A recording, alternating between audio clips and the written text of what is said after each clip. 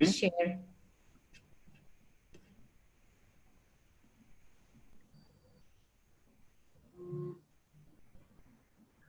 Is this good? Yes, perfect. Perfect. So thank you for having me. I'll be talking in these brief 4 minutes about the treacherous anterior lamella in lower lid blepharoplasty. And I think that Taylor Swift got it right when she sang that enough is worth the drive. And we know very well that blepharoplasty can have some complications. The most feared one is probably lower lid retraction and canthal dystopia.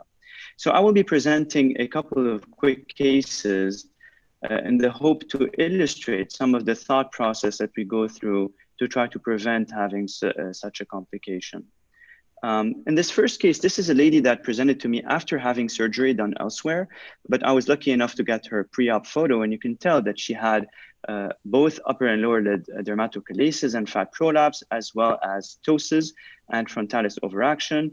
And you can see that there's a little bit of pre-existing retraction.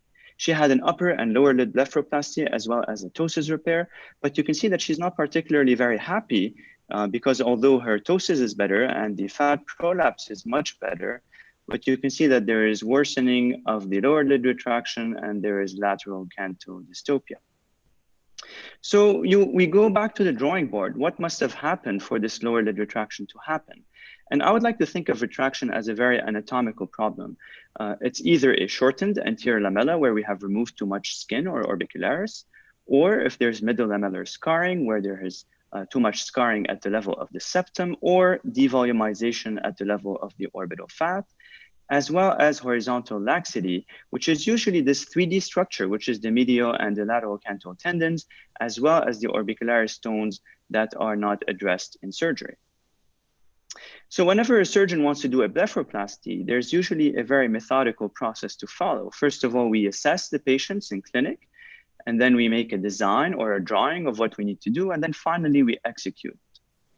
So in this assessment phase, and this is something we all know, but we have to go through thoroughly, is that we should always check for the predisposing factors, whether it is the senile ectropion with the snapback test, or the floppy eyelid syndrome with the excessive laxity, or the facial palsy or multiple surgeries that lead to facial palsy, and the question of negative vector with the mid-face recession with respect to a proptotic globe.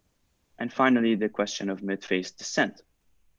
And so when the second case came in, it really wants to take us through these factors in a detailed way. This is a patient that had surgery by a renowned senior plastic surgeon in town.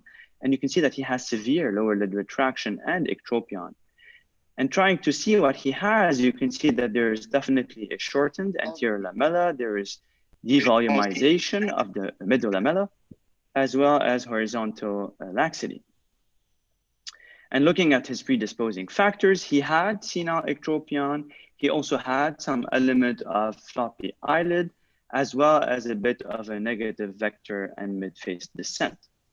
So it makes me wonder, what must have happened with this senior surgeon who's done hundreds of thousands of surgeries to get this mistake? And don't get me wrong, I mean, I've had my fair shares of complications. We are all humans, we all make mistakes and complications they happen, but what must have gone wrong? What is that key factor that this surgeon must have missed for this to happen?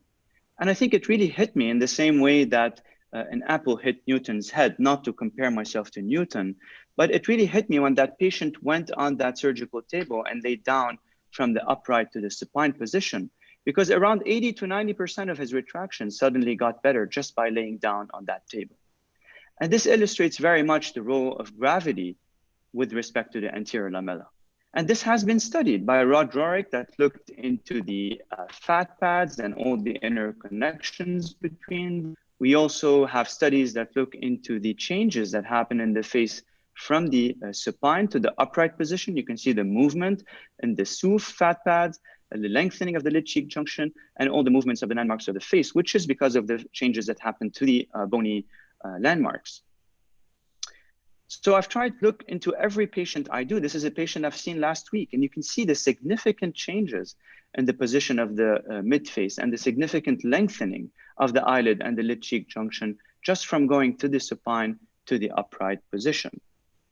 We all have these goals whenever we're designing and making surgeries, one of the most important ones, tackle mid-face descent. We're still doing this, but I'm always reminding myself, and these cases remind me even further that whenever we want to measure how much skin to excise, if the patient is laying down on the table and during surgery, it's already too late. We should do this not during surgery, but before surgery, even if it's in the pre-op holding area, because you avoid some mistakes. And the last tip and trick is that whenever you're doing a transcutaneous approach, you should always have a SUF lift or even an orbicpexy. And you should also consider alternatives to skin excision, such as CO2 lasers, chemical peels, or radiofrequency, or others. Thank you.